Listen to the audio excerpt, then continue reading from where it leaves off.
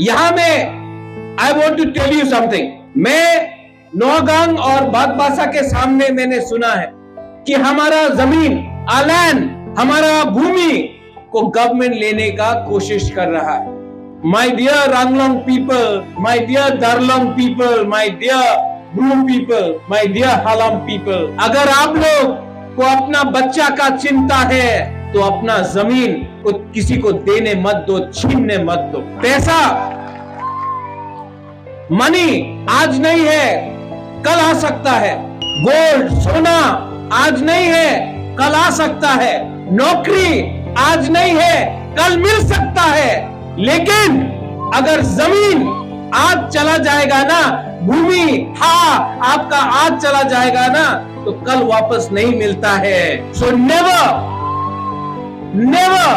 Give up your land, never give up your rights, your अधिकार।